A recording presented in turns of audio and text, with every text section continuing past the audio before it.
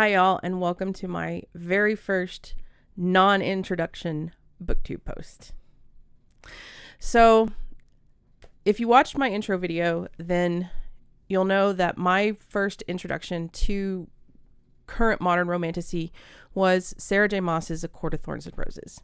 It was one of the very first romantasy books I ever read. And please don't think that what I'm about to say means I disliked the book. I actually enjoyed it so much. I've read him twice in the last year. So, I mean, I wouldn't reread it if I didn't like it. But the first time I read it, it definitely wasn't a hate read, but it was kind of bordering on so bad it's good. I was kind of live posting on Facebook as I was reading this about just kind of the ridiculousness of the things that I found in it, because I felt the characterization was inconsistent. There were tons of plot holes. There was a lot of borrowing from other stories. And overall, I just felt the story and the quality of the writing were kind of basic. But it was still a good time. It was still a good, fun read, I thought. And this series is so popular in mainstream romantasy these days that you just really can't hardly go anywhere on the internet without somebody singing its praises of the series and Sarah J. Maas in general. I kind of found myself just not getting it because, well, I mean, like I said, it was a good time. I enjoyed reading it. It's not a great work of literary art. Honestly, I felt Crescent City, which is Maas's urban fantasy series, was head and shoulders better than A Court of Thorns and Roses. Throne of Glass, I did not enjoy that one nearly as much, but I could do whole posts on those, so we're going to just kind of set those to the side for a little while. As I was coming across posts on social media, specifically TikTok, about ACOTAR, I came across a side of ACOTAR that has me questioning, did we even read the same book? There is a subset of fans that think that Tamlin, the main love interest from the first book that actually has a pretty good villain arc, is ultimately going to turn out to be the good guy. And the person that in the books seems to be the happily ever after, Rhysand, is ultimately going to turn out to be a villain. And that just really didn't compute all that well with me. I heartily disagree with that particular theory. Mostly because the proponents of this theory are relying on subtext that doesn't exist to make it true.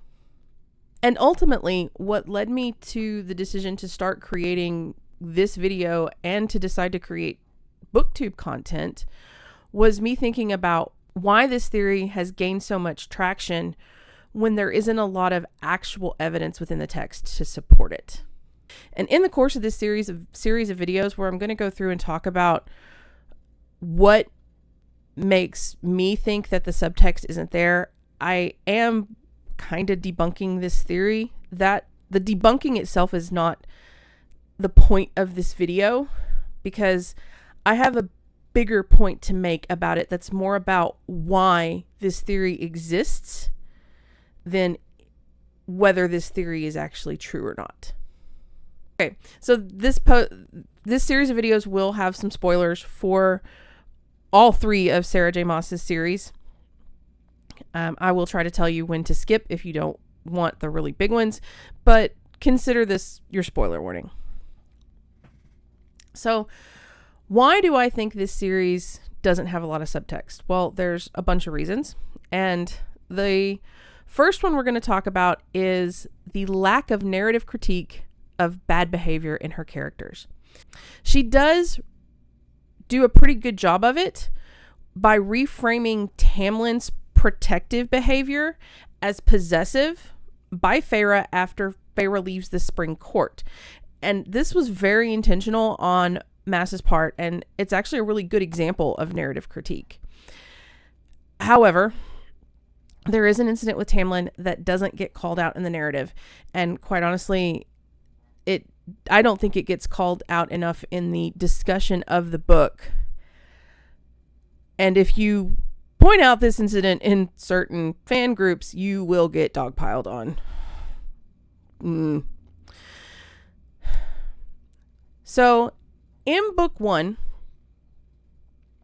Sarah J. Maas uses the sex magic trope, which I'm not a fan of. Not her use of it, but also just the trope in general. So Tamlin is taken over by this powerful magic of a fertility rite, and this magic drives him to have sex with a willing female participant in order to return magic to the land and to ensure successful harvests for the next year. So Feyre, who is not a fae at this point, she's human. Doesn't know anything about this particular ritual or festival. She's not told anything other than that there's a thing happening, and she needs to stay in her room. But it's never explained to her why she has to stay in her room. And of course, because she's Feyre, she leaves her room.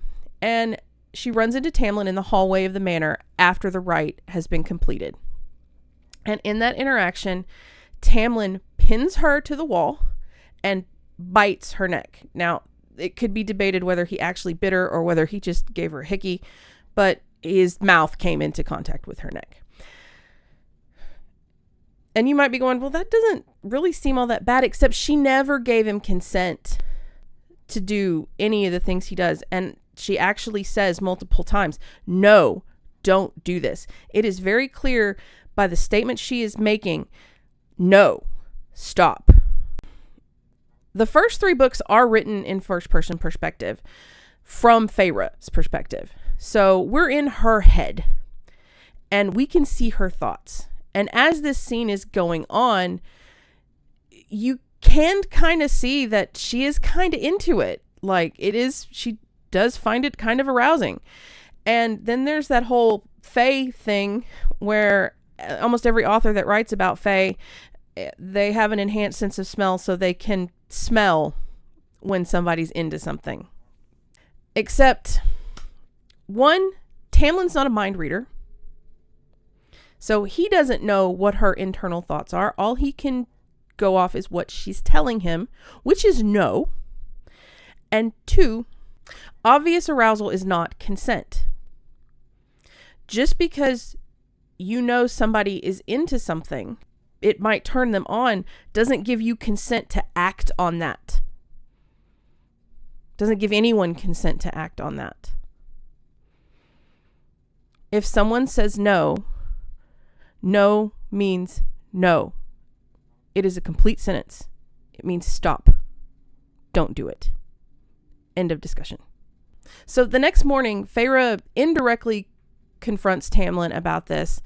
And the statement that he makes is, I can't be held accountable for Feyre not following orders.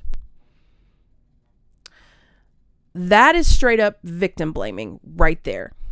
Straight up. That's, oh, she was drunk. I can't be held responsible. Oh, did you see what she was wearing? That's victim blaming. And the scene is played for laughs, and the incident is brought up later, again, in a humorous context. But after that, it's never mentioned again in any of the later books.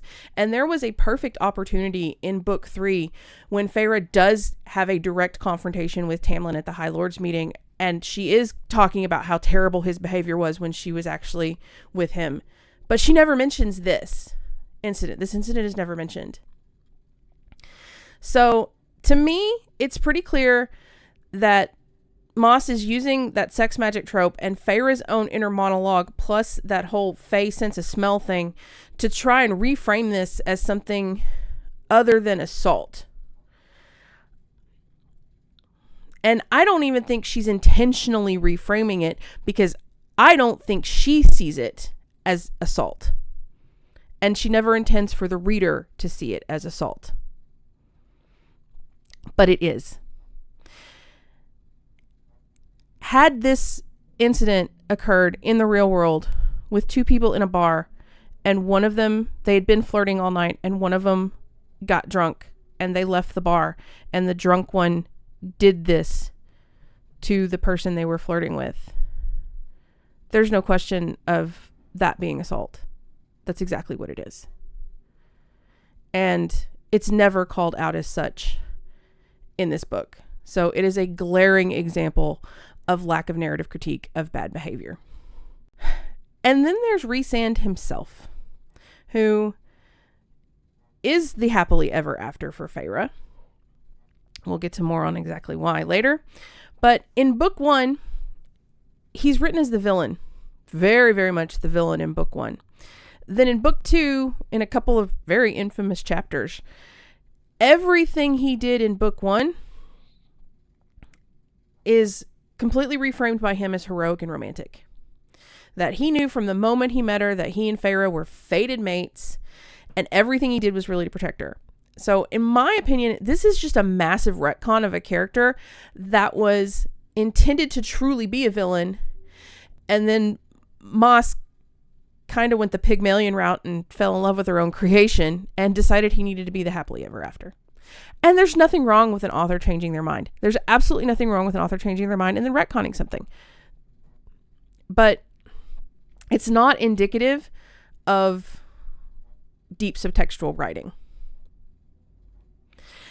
And then continuing on to talk about just general bad behavior, probably the most heinous thing he does in the name of being protective and because he's her mate and has to protect her at all cost is in book 4, he keeps critical medical information about Feyre from her. I'll talk more about that when I start talking about plot holes. In the name of protecting her, he takes away her agency by withholding critical medical information. Now, again, I don't think Maas wants us to see it that way. I think she wants us to see it as romantic and protective.